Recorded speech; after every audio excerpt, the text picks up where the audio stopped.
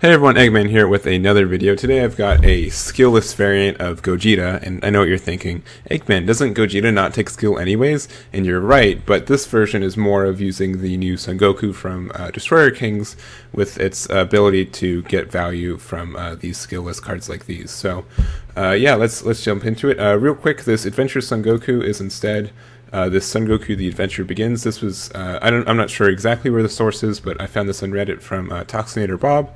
But I'm pretty sure it's legit. I'm not sure where he got it from, but it says it's a 1-drop black card, which is really important for Power Burst, but also activate once per turn. Choose up to 1 4-star ball from your deck or drop here, add it to your hand, then shuffle your deck if you look through it. So getting your 4-star ball is really important for this deck.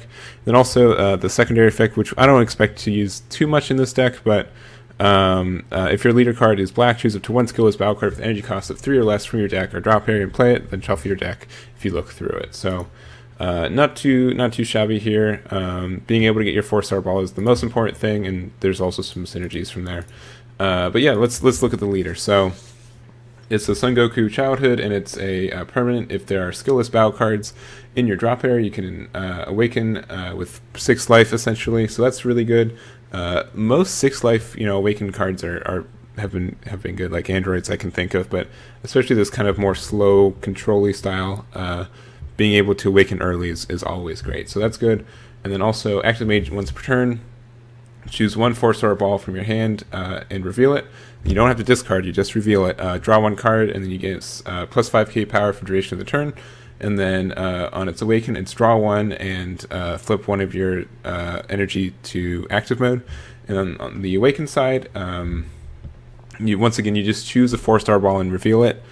And then you draw 2 cards and choose 1 card from your hand and put it in your drop area. So it's more cycle that way. And then also when you combo it with a skillless battle card, this gets plus 5k power for duration of the turn. Which is awesome because it's not just your turn, it's your opponent's turn and its duration. So on the defense, you can just pitch a Super Saiyan Blue Son Goku, and now you kind of sensu beamed yourself by just comboing with the card. So that's really powerful, and I can see it being good for defensive strategies like that. So yeah, that's the leader. Now let's dive into the cards themselves. All right, obviously we're running a 4-star ball. We're running 3 of. Choose 1 of your battle cards or leader cards. It gets plus 5k power for duration of the turn, and if it's a skillless battle card, it gets an additional plus 5k power for duration of the battle. I don't think the second part will be good, but it's really nice that this Dragon Ball is never really dead in your hand. Worst case, it's a combo card, like most of your cards. So that's really good, and then once again enables your leader to do some cool cycling without having to draw, which is really nice. Then there is Power Burst. Your leader card, if your leader card is black, which it is, negate the attack, then choose up to 1 black battle card from your drop area or warp with energy cost of 1 added to your hand. So this is good for getting Adventure Son Goku or Dende do the job. I think Dende's pretty good. I was looking for some filler for some black 1-drops. I think also another good candidate for this position would be Black Masked Saiyan. Just because it has some awakening. Let's see, yeah, this one, Dark Power, Black Masked Saiyan. But also, it does allow for some counterplay and really good against Child's Wish kind of variants and stuff. So, I think let me do it. Change it on the fly. Dende, you're great, but Black Masked Saiyan is going to be the one I choose. I already talked about the Son Goku, but still really good. I think it's great. We're running 4 Temporal Rescue Trunks because it's just a black super combo. We're going to be sparking pretty easily, I think, especially with the Awakened side, drawing 2 and discarding 1, so I think that's good. I'll get back to him. For the blue stuff, we're running 4 Senzu Bean because it's running blue, 4 of each of the Son Gokus and Vegetas, just because both of these are just skillless battle cards, which are great, but also 20k, so you can get it for Gogeta. We're also running 3 Vexing Outcome Veku. So it's a Union Fusion for 1 blue, and then also Active Mate. It's kind of like Mighty Mask, but you can choose up to 1 of each of specifically these vanilla ones. So it's a little bit exclusive to these 2, but since we really want skillless battle cards in our hand to get the additional 5k from our leader, and also making sure we get them into our drop area. I think this is fine. Also, you get to draw an extra card if you do play this card with Union, so that's good. We're running 4 at all cost Vegeta because it's a 20k Vegeta that is just awesome and great anyways, so very good there. It can self-awaken us if we need it. It's card draw, it's untap an energy. You can be a win condition with triple strike, card removal, just a really good card in general.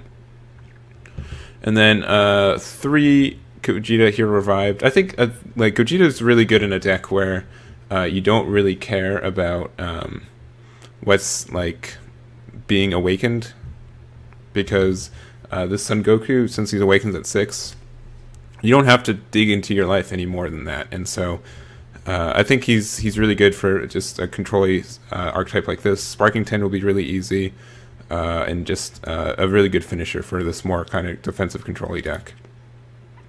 And then I splashed in a little bit yellow, mostly because of this Super Saiyan Blue Son Goku. Just 20k yellow and skillless, which is great. So a lot of synergies with that. And then also put in some Master Roshis just because it could be a free negate if we, or not free negate, but a negate if we need to, which is nice. And also Sorbet. Sorbet is good for searching a 4-star Dragon Ball if we need it. So it's essentially you're running 2 extra copies of Adventure Son Goku. Yeah, it's just we really want to get this turn 1 right, so having 9 ways to get it, I think we're pretty much guaranteed to get it, so that's really nice. And then lastly, we've got 2 of these Black Mass Saiyan, the Devastator. So we have a lot of Saiyans, and since we have a lot of cycle and we want to put a lot of Saiyans into a drop area, and we have a black leader, I think this guy is justified to be run. It's a little bit spice, a little bit cheese. If you don't like it, then don't. Just run 2 Dark Power Black Mass Saiyan, done, easy. But it's critical, and then during your turn, if your leader card is black and there are 15 or more Saiyan cards in your drop area, and your opponent's drop area, when this card attack is negated, or when this card fails to deal damage to your opponent in a battle with their leader card, choose up to 1 card in your opponent's life and send it to their warp. So essentially, as long as they don't have a blocker, you are guaranteed to get one life off of it, which can be really powerful in the right situations. So, and it's also critting or warping it, so it's not even getting to their hand, which is nice. But anyways, this is my first shot at the skillless Gogeta, or just a skillless archetype in general. I think it can be really good if used correctly. I really like the kind of the flavor of it, and the idea of using some kind of lackluster cards and making them into a really good archetype. So let me know what you guys think about it. Anything I missed? I don't really know the skillless battle cards as well, just because up until now they've been just strictly pack fillers, but. Yeah, let me know what you guys think, and I'll catch you all next time.